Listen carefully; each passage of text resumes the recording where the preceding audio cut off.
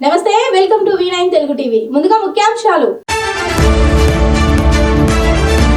TDP, BJP, Janasena ఉమ్మడి మేనిఫెస్టోను చూసి వైసీపీలో ప్రకంపనలు మొదలయ్యాయి. మాజీ మంత్రి కొల్లు రవీంద్ర ఘాటు వ్యాఖ్యలు.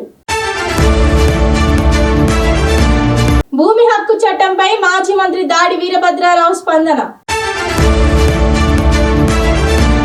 కాపు ద్రోహి చంద్రబాబు నాయుడు, విశాఖ జిల్లా కాపునాడు సంఘం అధ్యక్షుడు తోట రాజీవ్ హాట్ కామెంట్స్. తెలుగులో మాట్లాడిందని కంటి చూపు కోల్పోయే విధంగా దండించిన టీచర్లు. ఉయ్యూరు లిటిల్ ఫ్లవర్ స్కూల్ అధ్యాపకుల దాష్టికం ఆలస్యంగా వెలుగు చూసిన ఘటన.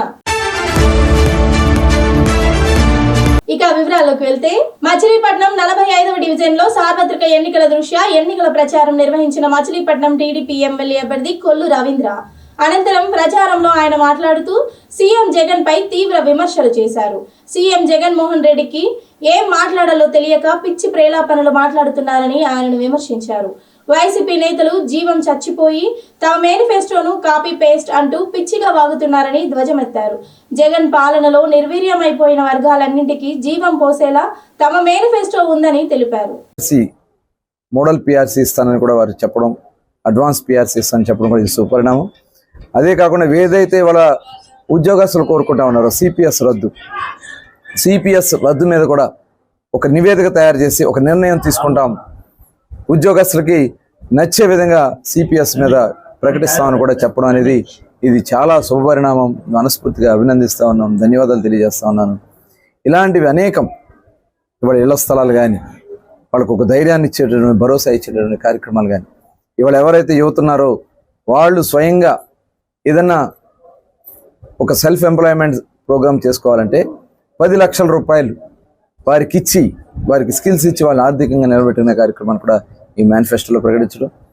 అలాగే ఎస్సీలకి, ఎస్టీలకి, బీసీలకి, మైనార్టీలకి కార్పొరేషన్ని, అదేవిధంగా కాపు సోదరులకు కూడా కార్పొరేషన్లు ఏర్పాటు చేస్తామని, ఇవాళ ఈబీసీ 10% ఈబీసీ అమలు చేస్తామని, ఇలాంటివన్నీ కూడా చాలా ఇవాళ అవసరమైనవి. అగ్రవర్ణాల్లో కూడా వెనుకబడుతూ ఉన్నటువంటి వారికి ఈబీసీ 10% అనేది వాళ్ళకి చాలా ఒక ఆర్థిక భరోసా కల్పిస్తుంది. అదేవిధంగా ఇవాళ ఏదైతే బీసీ డిక్లరేషన్ ఉందో 50 సంవత్సరాలకి పెన్షన్, ఇవి కాకుండా సప్లాన్ నిధులు, ఎస్సీలకి, ఎస్టీలకి, బీసీలకి సప్లాన్ నిధులు, ఇలాంటివి అనేక ఈ మేనిఫెస్టోలో పెట్టడం అనేది ఇది చాలా శుభపరిణామం. ధరలు ఎట్టి పరిస్థితుల్లో కరెంటు బిల్లులు పెంచవని కూడా ఈ మేనిఫెస్టోలో చంద్రబాబు నాయుడు గారు చెప్పారు. అవసరమైతే తగ్గిస్తాం తప్ప కరెంటు ఛార్జీలు పెంచమని కూడా చంద్రబాబు నాయుడు గారు ప్రకటించడం, ఇవన్నీ కూడా సుపరిణామం. దానికి ఇవాళ జగన్మోహన్ రెడ్డి పూర్తిగా ఎత్తుపోయి ఇవన్నీ చేతకాని మాటలు మాట్లాడుతూ ఉన్నారు. ఇవాళ దమ్మున్న నాయకుడిగా చంద్రబాబు నాయుడు గారు 200 పెన్షన్ 2000 చేసినటువంటి చరిత్ర. ఆ రోజు మరి చంద్రన్న బీమా ఇచ్చి ప్రతి పేదవాడికి, ఆ కుటుంబానికి అండగా నిలబడింది చంద్రన్న బీమా కార్యక్రమం. ఇవాళ చెప్పని అనేక కార్యక్రమాలు ఆ రోజు మేము అమలు చేసాం, మేనిఫెస్టోలు లేని కూడా. ఇవాళ ఏదైతే ఈ మేనిఫెస్టో ఆంధ్ర రాష్ట్రంలో ఉన్నటువంటి ప్రజలకి, మహిళలకి, యువతకి, రైతుకి, ప్రతి ఒక్కరికి ఒక భరోసా కల్పిస్తుందని చెప్పి తెలియజేస్తూ, మరి ఇటువంటి చక్కటి మేనిఫెస్టో ఇచ్చినందుకు చంద్రబాబు నాయుడు గారికి, పవన్ కళ్యాణ్ గారికి, అలాగే భారతీయ జనతా పార్టీ నాయకులకి అందరూ కూడా పేరు పేరున ధన్యవాదాలు తెలియజేస్తాను. భూమి హక్కు విధి విధానాలపై మాజీ మంత్రి దాడి వీరభద్రారావు మీడియా సమావేశం నిర్వహించారు. భూ యాజమాన్య హక్కు చట్టంపై రాష్ట్ర ప్రభుత్వం, వైసీపీ నాయకులు ఎన్నికల కమిషన్ను తప్పుదోవ పట్టిస్తున్నారు. ఈ చట్టాన్ని ఆమోదిస్తూ ఆంధ్రప్రదేశ్ ప్రభుత్వం 2023 అక్టోబర్ నెలలోనే జీవో నంబర్ 502గా విడుదల చేసింది. ఈ చట్టంతో ప్రజలు తమ ఆస్తులపై ఉన్న హక్కును పూర్తిగా కోల్పోతారు. ప్రజల ఆస్తులను కాజేసేందుకే వైసీపీ ప్రభుత్వం ఈ చట్టాన్ని తీసుకువచ్చిందని వ్యాఖ్యానించారు. తెలంగాణలో ఇటువంటి చట్టాన్ని తీసుకువచ్చే బీఆర్ఎస్ ప్రభుత్వం గత ఎన్నికల్లో ఓటమి పాలు అయిందని విమర్శించారు. ఆంధ్రాలో కూడా అదే పరిస్థితి నెలకొంటుందని ఆయన అన్నారు. ఆస్తుల్ని దోచుకునేటువంటి ప్రయత్నంలో భాగమే జగనన్న భూ యాజమాన్య హక్కుల చట్టం. ఈవేళ ఎన్నికల కమిషన్ దగ్గరికి వెళ్ళి అమలు కానటువంటి చట్టం మీద తెలుగుదేశం పార్టీ వాళ్ళు కానీ, పవన్ కళ్యాణ్ గారు కానీ ఎందుకు ఇలాగా హంగామా చేస్తున్నారు, ఇది ఎన్నికల నిబంధనల విరుద్ధం అని ఫిర్యాదు చేశారు. అమలు కాని చట్టం అని ఎన్నికల కమిషన్కి చెప్పడమే అది ఎన్నికల నిబంధనలకు విరుద్ధం. ఎందుకంటే అక్కడికి వెళ్ళినప్పుడు నిజాలు చెప్పాలి.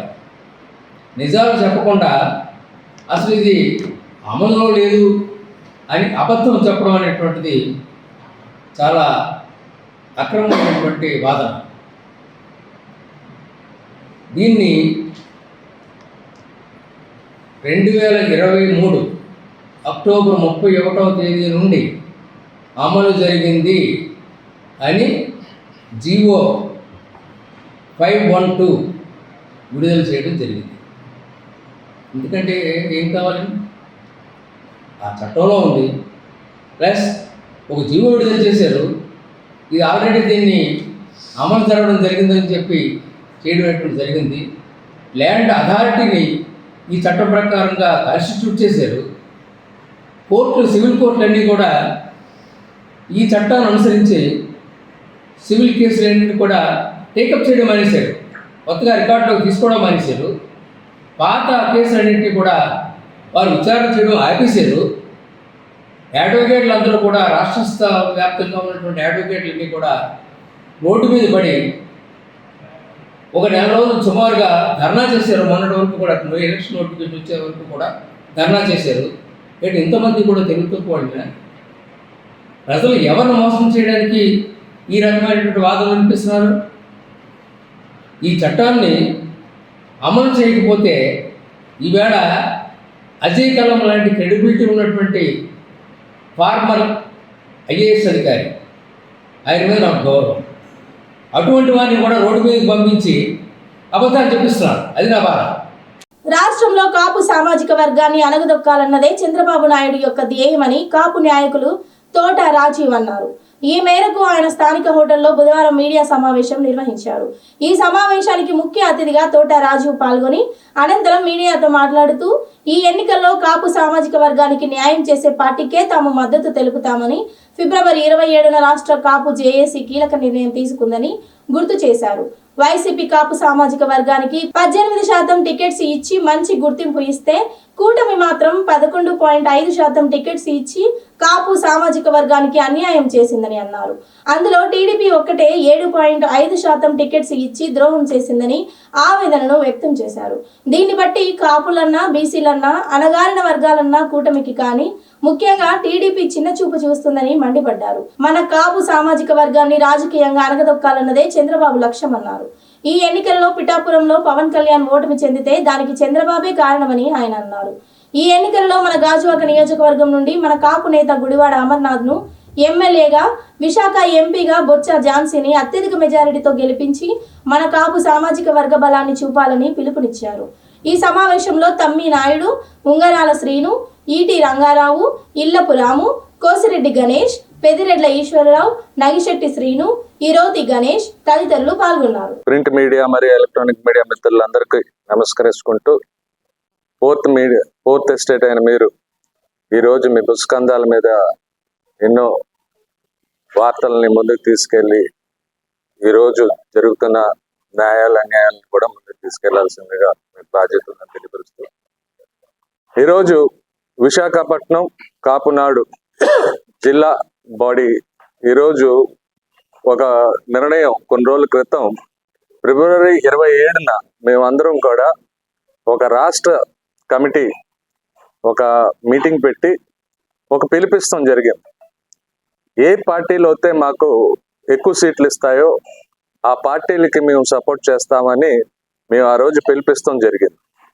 దాంట్లో భాగంగానే ఈరోజు ఎక్కువ సీట్లు ఇచ్చిన వైఎస్ఆర్సీపీ పార్టీకి మేము మద్దతు పలికి మొన్న 22వ తారీఖున భారీ ఎత్తున మొత్తం కమిటీ సభ్యులందరూ కూడా జగన్మోహన్ రెడ్డి గారికి మద్దతు పలికి మరి ఎక్కువ సీట్లు ఇచ్చిన వల్ల మేము వైఎస్ఆర్సీపీ పార్టీకి మద్దతు పలికి జగన్కి అండగా నుంచుంటామని తెలియపరిచాం.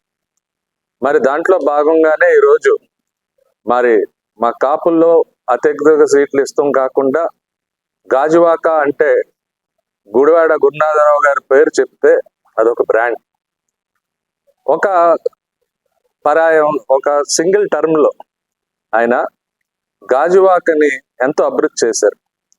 ఈరోజు మీరు చూసినట్టయితే ఇవాళ ఈ ప్రభుత్వ కార్యాలయాలన్నీ కూడా ఎంఆర్ఓ ఆఫీస్ నుంచి తీసుకుని, ఒక సబ్ స్టేషన్ తీసుకుని, ఒక ఫైర్ స్టేషన్ తీసుకుని, అలాగా ఎన్నో కార్యాలయాలు ఆయన హయాంలోనే మరి సాధించుకుంటాం జరిగింది. అదే కాకుండా ఆ రోజు సెటిలర్స్ ప్రాబ్లం వస్తే అందరికీ కూడా ఇల్లునిచ్చి మరి వాళ్ళకి మంచి వసతులు ఇచ్చి, మరి ఆ రోజు గుడివాడ గురునాథరావు గారు వైద్యం గురించి కూడా ఆయన పాకులాడి ఆ సెటిలర్స్ అందరికీ కూడా కమ్యూనిటీ హాల్తో సైతం కూడా వాళ్ళందరికీ ఆయన ఆ రోజు వసతులు కల్పించారు. మరి ఆయన తనయుడు అయిన ఉయ్యూరు మండలం ఉయ్యూరు పట్టణంలోని కాటు రోడ్లో గల లిటిల్ ఫ్లవర్ స్కూల్లో శీలం రెజీనా అనే చిన్నారి 3వ తరగతి చదువుతోంది. స్కూల్ యాజమాన్యం ఏర్పాటు చేసిన పేరెంట్స్ మీటింగ్ కు రెజీనా అమ్మమ్మ మిరపల పార్వతి హాజరయ్యారు. స్కూల్లో ఫ్యాకల్టీ సరిగా లేదని, విద్యా బోధన కూడా సరైన రీతిలో లేదంటూ రెజీనా వాళ్ళ అమ్మమ్మ కంప్లైంట్ చేయడంతో పాఠశాలలోని అధ్యాపకులు రెజీనాపై కక్ష పెంచుకున్నారు. అప్పటి నుండి రెజీనాను సాక్సులు వేసుకురాలేదని, జడకు రిబ్బన్లు కట్టుకురాలేదని ఇలా రకరకాల కారణాలతో కొట్టేవారు. ఇదే క్రమంలో ఒకరోజు తెలుగులో మాట్లాడిందని గౌతమి అనే అధ్యాపకురాలు రెజీనాను విచక్షణారహితంగా కొట్టింది. దీంతో రెజీనాకు కంటిపైన తీవ్ర గాయమైంది. టీచర్ కొట్టడం వల్ల గాయమైందనే విషయాన్ని రెజీనా ఇంట్లో చెప్పలేదు. అనంతరం రెజీనాను ట్రీట్మెంట్ కోసం హాస్పిటల్కు తీసుకువెళ్లగా డాక్టర్లు ఆమె కంటిపై బలంగా కొట్టడం వల్ల కంటిలో సమస్య వచ్చి చూపు మందగించిందని తెలిపారు. ఇదే విషయాన్ని అమ్మమ్మ శివపార్వతి రెజీనాను అడగగా, ఈ విషయం ఇంట్లో చెబితే చంపేస్తానంటూ గౌతమి టీచర్ బెదిరించింది అంటూ భయపడుతూ చెప్పింది. వెంటనే ఈ విషయాన్ని లిటిల్ ఫ్లవర్ స్కూల్ యాజమాన్యం దృష్టికి తీసుకువెళ్లి ప్రశ్నించగా వారు నిర్లక్ష్య ధోరణిలో వ్యవహరించి ఇష్టమైతే చదివించండి, లేకపోతే తీసుకువెళ్లిపోండి, మేమింతే అని సమాధానం చెప్పారు. దీంతో శివపార్వతి పోలీసులను ఆశ్రయించి చిన్నారి పైన దాడిని చేసిన గౌతమిని, దానికి సహకరించిన స్కూల్ యాజమాన్యం పైన చర్యలు తీసుకోవాలని కేసు నమోదు చేశారు. తమకు ఎక్కడ సరైన న్యాయం జరగకపోవడంతో శివపార్వతి మీడియాను ఆశ్రయించారు. చిన్నారి కంటిపైన కొట్టి ఆమె కంటి చూపు కోల్పోతుందన్న నిర్లక్ష్యంగా వ్యవహరించిన స్కూల్ యాజమాన్యం పైన చర్యలు తీసుకోవాలని, డాక్టర్లు ఇప్పటికే 2 సార్లు చికిత్స అందించారని, ఆపరేషన్ చేయాలని సూచించారని, అయినా రెజీనా కంటి చూపు ఎంత మేర మెరుగవుతుందో తెలియడం లేదంటూ ఆమె ఆవేదన వ్యక్తం చేశారు. పేరు మిరపల పార్వతి అండి. మాది కృష్ణా డిస్ట్రిక్ట్ ఉయ్యూరు. మా మనోరాలైనటువంటి శీలం రెజీనా లిటిల్ ఫ్లవర్లో థర్డ్ క్లాస్ చదువుతుంది. ఆమె మార్చి 10వ తారీఖున పేరెంట్స్ మీటింగ్ ఉందని చెప్పి లిటిల్ ఫ్లవర్ స్కూల్ వాళ్ళు మాకు డైరీలో రాసి పంపిస్తే మేము పేరెంట్స్ మీటింగ్ అని మేము వెళ్ళాము. పేరెంట్స్ మీటింగ్కి వెళ్ళిన రోజున మేము అడిగాము, మీకు స్టూడెంట్స్ ఉన్నారు కానీ టీచర్స్ లేరు, మీరు ఎప్పుడంతా 20 రోజులకి 1 నెల రోజులకి ఒకసారి తెలుగు పుస్తకంలోని సంతకాలు ఉంటున్నాయి, లేదంటే ఫ్యాకల్టీ మంచిగా లేదని మేము కొంచెం గట్టిగా అడిగామండి. ప్లస్ వాళ్ళ దగ్గర ఉన్నటువంటి స్ట్రిక్ట్ రూల్స్ ఏమైతే ఉన్నాయో, ఒక రిబ్బన్ వేసుకురాకపోతే కొట్టడము, సాక్స్ వేసి రాకపోతే కొట్టడము, పర్ఫెక్ట్ యూనిఫామ్, కనీసం పేరెంట్స్ సిక్ అయ్యారన్నా సరే పర్ఫెక్ట్ యూనిఫామ్ లేకపోతే మాత్రం కొట్టేసేవాళ్ళు అండి. కిందే కనీసం డైరీలో రాసింది కూడా చూసేవాళ్ళు కాదు, చూడకుండా కిందే ఒకళ్ళు నుంచొని బెత్తం పెట్టి కొట్టి పైకి తీసుకెళ్లేవాళ్ళు అనమాట.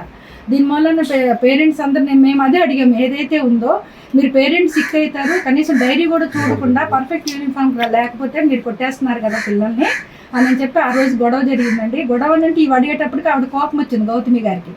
ఆ రోజున పెద్ద మేడం గారంట, ఆవిడ ఇంతకుముందు కూడా మేము ఎప్పుడు చూడలేదు, 4 సంవత్సరాల నుంచి మా పాపను అక్కడ చదివిస్తున్నాము.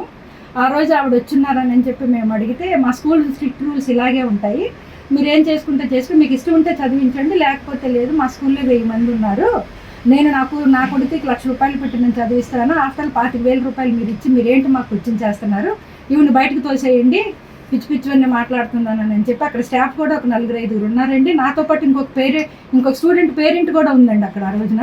సరే నేను ఇంకా ఎందుకులే పాపం ఆమె ఇది చూసి ఎందుకు ఆవిడేంటి ఆవేశంలో ఉండి మాట్లాడుతుందా లేకపోతే ఏంటి ఎందుకులే అని చెప్పి ఆ రోజు మేము నోరు మూసుకొని వచ్చేసామండి. ఆ రోజు కొంచెం పెద్దగానే మాట్లాడా. ఆ 10వ తారీఖు నుంచి 22వ తారీఖుకి 5 సార్లు కొట్టారటండి. అందులోనే గౌతమి వాళ్ళ మదర్ గారు వచ్చి ఏంటి దీనికి వచ్చారు. ఆ రోజు నేనేం చేశాను, తలస్నానం చేయించానండి. తలస్నానం చేపిస్తే రిబ్బన్లు వేయటం కుదరదు కదా అని చెప్పి పేపర్ మీద రాసి ఇచ్చా, మీరు పిల్లల్ని కొట్టొద్దు, అనవసరంగా హెడ్ బాత్ చేశాను నేనంటే ఆ పేపర్లు పంచాలని కింద ఒక ఆయన ప్రిన్సిపల్ కొట్టేశారు. మళ్ళీ స్కూల్ రౌండ్స్ కంటా ఆవిడ వచ్చేసి మళ్ళీ ఆవిడ కొట్టేశారండి ఆ రోజున. తర్వాత కూడా ఇంకొక నెపం మీద అయిపోయింది. 22వ తారీఖున మాత్రం గౌతమి గారు వెళ్ళి ఆ స్కూల్కి ట్యూషన్ రూమ్ దగ్గరికి వెళ్ళి 3rd క్లాస్ రూమ్ దగ్గరికి తెలుగులో మాట్లాడుతుందని అని చెప్పి బాగా కొట్టారండి. తెలుగులో మాట్లాడటం వల్ల కొట్టడం, ఆ పాపకేమో కన్ను అక్కడ కన్నుకు తగిలేటప్పటికి అక్కడ ఓవర్ బ్లీడింగ్ అయ్యి అక్కడ క్లాట్స్ వచ్చాయండి. ఆ విషయం నాకు అసలు కొట్టిందని అనగానే మామూలు ఇంటికి వచ్చేప్పటికే 3 times 4 times ఆ పాప చెప్పడం నేనేం పట్టించుకోవాలా. సరేలే, ఎప్పుడైతే ఇంటికి వచ్చి ఏడ్చి చేతి మీద కూడా మెట్టి మెంచుకులా తోసేసిందటండి, మెట్టి అంతా కొట్టుకుపోయింది. నాకు కోపం వచ్చి పోలీస్ స్టేషన్లోకి వెళ్ళి నేను కంప్లైంట్ చేశాను. వాళ్ళు రిటర్న్ కంప్లైంట్ తీసుకున్నారు. అయితే ఏమైందంటే 22 నేను రిటర్న్ కంప్లైంట్ ఇస్తే 25th 26th కొనండి కన్ను దగ్గర వాపు వచ్చింది. కన్ను దగ్గర వాపు వస్తే మామూలుగా వేడి చేసి వచ్చిందేమో అనుకున్నాం, కానీ మేము ఈ కన్ను దిదని అనుకోవాలి. కానీ 2వ రోజు మార్నింగ్ ఏమైందంటే పాప బాగా ఏడుస్తుంటే ఎందుకు ఏడుస్తుంటే కన్ను నొప్పి అంది. సర్లేని ఇక్కడ మన ఊరిలో ఉన్నటువంటి శంకర నేత్రాలయానికి వెళ్తే ఏమన్నా తగిలిందా అని నేను చెప్పి అడిగితే మాకు తెలియదు కదా, మాకు చెప్పలే ఈ పిల్ల. నేనేం చెప్పలేదండి, నేను వెళ్ళలేదు యాక్చువల్గా. ఆ పాప ఏడుస్తూ ఉంటే నేను చూడలేక మా మేనకోడలు ఉంటే తన ముందు వేరే అతన్ని పంపిస్తే వాళ్ళు వెళ్ళారు హాస్పిటల్కి. ఏం తగలేదండి అని చెప్తే ఇక్కడ కాదు, అది నరానికి తగిలింది, మీరు వెంటనే శంకర నేత్రాలయ విజయవాడలో ఉంది, నరాల స్పెషలిస్ట్ హరిత గారు ఉంటారు, అక్కడికి వెళ్ళమన్నారు. ఆవిడ దగ్గరికి మేము వెంటనే వెళ్తే ఆవిడేమో ఎంఆర్ఐ స్కానింగ్ తీపిచ్చారు. ఎంఆర్ఐ స్కానింగ్ మామూలుగానే తీపిచ్చి వెళ్ళాము ఆమె దగ్గరికి. ఆవిడంది 3 క్లాట్స్ ఉన్నాయి, ఇదేదో తగలడం వల్లే ఇలా క్లాట్స్ వచ్చినాయి, మీరు ఎంఆర్ఐ స్కానింగ్ తీస్తే ఎక్కడున్నాయి ఏంటి అని నేను ట్రీట్మెంట్ చేయగలను అన్నారు ఆవిడ. అని అంటే సర్లేనే ఎంఆర్ఐ స్కానింగ్ తీపిచ్చిన తర్వాత ఆవిడ ఎప్పుడైతే ఆపరేషన్ అందో నాకు కొంచెం భయం వేసి మా బ్రదర్కి ఫోన్ చేస్తే, కాదు ఎల్వి ప్రసాద్ దగ్గరికి వెళ్దాం అక్కడికని అంటే, అక్కడ మేడం గారు చూసి కాదు కాంట్రాస్ట్ చేయాలి, ఇంజెక్షన్ చేసి ఎంఆర్ఐ తీయాలి, తప్పితే మామూలు ఎంఆర్ఐలో కనిపిస్తలేదని అంటే ఆ ఇంజెక్షన్ చేయాలి కదా, ఇంజెక్షన్ దాంట్లో నుంచి పారిపోయి వచ్చింది పిల్ల. ఇంజెక్షన్ వేసి ఏడుస్తుంది. అప్పుడు చెప్తుంది ఏమి అంటే, నాకు ఆ రోజు ఆమె కొట్టింది, ఆ రోజు కొట్టడం వల్లే నేను మీకు చెప్తే చంపేస్తాను అన్నంట. ఆమె వాయిస్ ఇస్తుంది వినండి. ఇప్పుడు ఆమె ఏమని బెదిరించిందో ఏంటో మాకెందుకు 22 నుంచి 3వ తారీఖు వరకు ఎందుకు చెప్పలేదో, మేము ఎల్వి ప్రసాద్ దాంట్లో నేను వాళ్ళు కొట్టడం వల్ల వచ్చిందో నేను ఎందుకు యాడ్ చేయలేదో రాబడ్డి ఇట్రా. ఏ క్లాస్? 3rd class. ఏం జరిగింది స్కూల్లో? కొట్టారు. ఎవరు? School head. పేరు? గౌతమి. ఎందుకు కొట్టారు? తెలుగులో మాట్లాడుతున్నాను కొట్టారు. ఇంట్లో చెప్పావా మరి కొట్టంగానే? చెప్పాను. ఏమన్నారు పేరెంట్స్? ఏమన్నారు? ఏమనలేదు. ఎక్కడ తగిలింది నీకు? చేతి మీద కూడా తగిలింది. అంతకుముందు కూడా కొట్టేవాళ్ళు నిన్ను? ఏ రీజన్స్ మీద కొట్టేవాళ్ళు గతంలో కూడా నిన్ను? రిబ్బన్స్ వేసుకురాలేదని, షూస్ వేసుకురాలేదని, సాక్స్ వేసుకురాలేదని, రిబ్బన్స్ కట్టుకురాలేదని కొట్టేవాళ్ళు. తెలుగులో మాట్లాడుతూ 138వ మేడే కార్మికుల దినోత్సవం సందర్భంగా రామకృష్ణాపూర్లో AITUC central secretary Akbar Ali ఆధ్వర్యంలో ఆర్కేపీ ఏఐటియుసి బ్రాంచ్ ఆఫీస్ మరియు RKP CHP RKOC civil department Mahalakshmi ఓబీలలో నిర్వహించిన వేడుకల్లో ముఖ్య అతిథులుగా ఏఐటియుసి రాష్ట్ర అధ్యక్షుడు వేజ్ బోర్డు సభ్యులు వాసిరెడ్డి సీతారామయ్య, అలాగే Ramakrishnapur branch secretary Anjaneyulu, area vice president Ippakayala Lingaiah, RKP CHP pit secretary Hari Ramakrishna, CHP pit committee సభ్యులు, ఆర్కేఓసి ఫిట్ కమిటీ సభ్యులు, సివిల్ ఫిట్ కమిటీ సభ్యులు, ఆర్కేఓసి మహాలక్ష్మి, కాంట్రాక్ట్ వర్కర్స్ మొదలగు వారు పాల్గొన్నారు. ఈ సందర్భంగా సిహెచ్పిలో సీతారామయ్య పతాక ఆవిష్కరణ చేసి మేడే స్ఫూర్తితో కార్మికులందరూ ఐక్యంగా ఉండాలని కోరారు. కార్మిక చట్టాలను కాపాడుకోవాలని, కేంద్ర ప్రభుత్వం అవలంబిస్తున్న కార్మిక వ్యతిరేక విధానాలను తిప్పికొట్టాలని, ఓటు అనే ఆయుధంతో బుద్ధి చెప్పాలని పిలుపునిచ్చారు.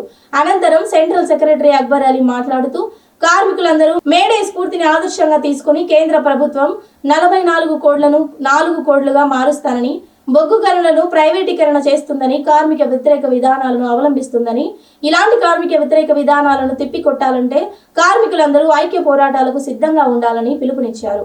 ఈ కార్యక్రమంలో సిహెచ్పి కార్మికులు, ఆర్కేఓసి కార్మికులు, సివిల్ కార్మికులు తదితరులు పాల్గొన్నారు. 8 గంటల పనిదినం కావాలని పరిశ్రమలు బంద్ చేసి పెద్ద ఎత్తున ప్రదర్శన జరుపుతూ ఉంటే అక్కడి ఫ్యాసిస్ట్ ప్రభుత్వం పోలీసులతో కాల్పులు జరిపింది.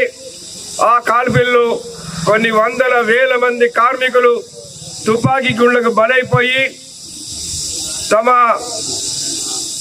శరీరం నుండి రక్తం గారుతూ ఉంటే ఆ రక్తం మడుగులోనే పడిపోయి తమ అంగీలని ఆ రక్తం మడుగులో ముంచి పైకి లేపి ఇది కార్మికుల జెండా, ఈ ఎర్ర జెండాతోటి కార్మికులు తమ హక్కులు సాధించుకుంటారని చనిపోయే కార్మికులు ప్రతిజ్ఞ చేస్తూ తీసుకొచ్చిన జెండా ఈ ఎర్ర జెండా మే 1వ తారీఖు నాడు జరిగింది కాబట్టి దాన్ని మేడేగా పరిగణించి ప్రపంచవ్యాప్తంగా కార్మిక వర్గం మేడే స్ఫూర్తితోటి 8 గంటల దినం అన్ని దేశాలలో సాధించుకోవడం అనేది జరిగింది. ఒకప్పుడు భారతదేశంలో మేడే జరిపితే ఇది ప్రభుత్వ వ్యతిరేక కుట్రని జైళ్లలో పెట్టేవాళ్ళు. అటువంటి దాన్ని కార్మిక వర్గం మేడే జరుపుకోవడానికి అవకాశం ఇవ్వాలని పోరాటాలు చేసి మేడే సెలవు దినంగా తెచ్చుకున్నాం. సింగరేణి కాలేజీలో కూడా మేడే అంటే సాధారణ సెలవు మాత్రమే ఉండేది. కాబట్టి కొమరయ్య గారు ఇది కార్మికుల పర్వదినం, ఈ మేడే నాడు పిహెచ్డి ఉండాలి అని చెప్పేసి మేడే పిహెచ్డిని సాధించడం జరిగింది. అప్పటి నుండి సింగరేణిలో మేడే పిహెచ్డిగా ఉండి ఇవాళ కార్మికులందరూ కూడా పండగ జరుపుకోవడానికి అవకాశం కలిగించడం జరిగింది. దురదృష్టం ఏంటంటే ఇవాళ ఏ కులమైనా ఏ మతమైనా తమ మతాలకి తమ కులాలకు వచ్చేటువంటి పండగలని అతి ఉత్సాహంగా జరుపుకుంటారు. కానీ కార్మికుల కులానికి సంబంధించిన పండగ ఇది. ఈ పండగని కొంతమంది జరుపుకోకపోవడం అనేది దురదృష్టం. కాబట్టి ప్రపంచవ్యాప్తంగా కార్మికులు అనేవాళ్ళు ఏ పరిశ్రమలో పనిచేసినా ఏ దేశంలో ఉన్నా వాళ్ళందరూ కూడా మేడే దినోత్సవాన్ని జరుపుకోవడం ద్వారా మన కొరకు ఏదైతే వేలాది మంది కార్మికులు ఆనాడు ప్రాణాలు అర్పించి మనకి 8 గంటల పనిదినం సాధించారో దాన్ని మర్చిపోకుండా వారి యొక్క స్ఫూర్తికి వారి యొక్క త్యాగానికి చిహ్నంగా ఈ మేడే జరుపుకోవాలని. దురదృష్టం ఇప్పుడు వస్తున్న ప్రభుత్వాలు ముఖ్యంగా కేంద్రంలో బీజేపీ ప్రభుత్వం 8 గంటల పనిదినం తీసేసి 12 గంటల పనిదినం తీసుకురావాలని మళ్ళీ ప్రయత్నాలు జరుగుతూ ఉన్నాయి. కాబట్టి కార్మిక వర్గం ఆ మేడే స్ఫూర్తితో పోరాట కార్యక్రమం నిర్వహించడం ద్వారా మళ్ళీ 10 గంటలు 12 గంటలు పనిదినం రాకుండా కార్మిక వర్గం అంతా ఐక్యంగా పోరాటాలకి మేడే దినోత్సవాన్ని మరింత వైభవంగా జరుపుకోవాలని మరొకసారి కార్మికులందరికీ మేడే శుభాకాంక్షలు తెలియపరుస్తూ ఏఐటీసీ యూనియన్ తరఫున ధన్యవాదాలు తెలియపరుస్తూ ఉన్నాం. Thank you. 138వ కార్మికుల దినోత్సవం సందర్భంగా Church of South India CSI Church వారు మేడేను ఘనంగా నిర్వహించారు. Reverend M Joshua pastor Medak diocese professional educational board convenor Dolakala David మాట్లాడుతూ చర్చ్ ఆఫ్ సౌత్ ఇండియా మరియు సిఎస్ఐ రామకృష్ణాపురం చర్చి తరపున కార్మికులందరికీ 138వ మేడే శుభాకాంక్షలు తెలిపారు. సింగరేణి బొగ్గు గని కార్మికులు చీకటిలో శ్రమిస్తూ ప్రపంచానికి వెలుగులు అందిస్తున్నారని కొనియాడారు. ఈ కార్యక్రమంలో pastorate Stuart Devanand, treasurer Sharath Babu, Prabhudayal, Santosh Kumar, pastorate committee members, సంఘ సభ్యులు పాల్గొన్నారు. కార్మిక మిత్రులందరికీ సిఎస్ఐ రామకృష్ణపురం పాస్టరేట్ పక్షాన శుభాభివందనాలు తెలియజేస్తున్నాం. కార్మికుల పరిస్థితి ఎంతో దీనంగా, ఎంతో దయానీయంగా, చాలా కష్ట పరిస్థితి. అసలు తండ్రి ఎవరో గుర్తుపట్టలేని పరిస్థితి పిల్లలది. జన్మించిన నుంచి వారు ఎప్పుడు శ్రమలోనే ఉండేవారు.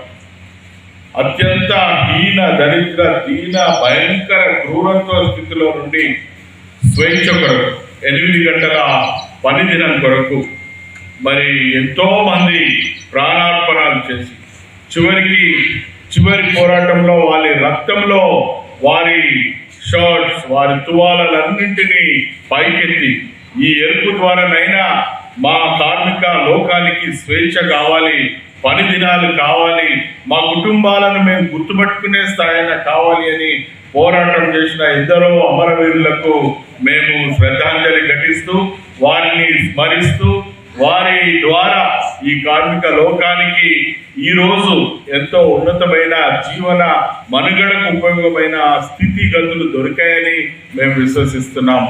యేసు ప్రభుల వారు కూడా వారు శ్రామికులే. యేసు ప్రభుల వారు ఈ లోకంలోకి విచ్చేసి మానవాళి సంతోష సమాధానాలతో వెలసిల్లాలని వారు ఎంతగానో ప్రయత్నం చేసి చివరకు పరలోక రాజ్యంలో సమాధానంగా జీవించుటకు సమస్త లోక పాప ప్రాయశ్చిత్తార్థమై వారి సిలువలో బలి అయి మరి తిరిగి పునరుత్థానుడై లేచినాడు. ఆ రక్తంలో విమోచన ఉంది. కాబట్టి సమస్త మానవాళి మరణం కొరకు భయపడి మరణం తర్వాత ఏమవుతుందో అని భయపడే మానవాళికి ఒక సమాధానాన్ని సంతోషాన్ని అందించిన ప్రభులవారు. ఎవరైతే యేసు ప్రభులవారి రక్తంలో విమోచన ఉంది, యేసు ప్రభులవారు నిజమైన దేవుడని విశ్వసిస్తారో వారికి సమాధానం దొరుకుతుంది. మరి ఇంటి మేడే సందర్భంగా సిఎస్ఐ రామకృష్ణపురం పట్టణ ప్రజలందరికీ మేము శుభములు, కార్మిక దినోత్సవ శుభములు తెలియజేస్తూ కార్మిక ప్రపంచానికి రామకృష్ణపురం పట్టణ పక్షాన మేము శుభములు తెలియజేస్తున్నాం. వందనాలు. Thank you. ఇవి వాళ్ళ బులెటిన్ అప్డేట్స్. తిరిగి నెక్స్ట్ బులెటిన్ లో మళ్ళీ కలుద్దాం. Until then keep watching V9 Telugu TV.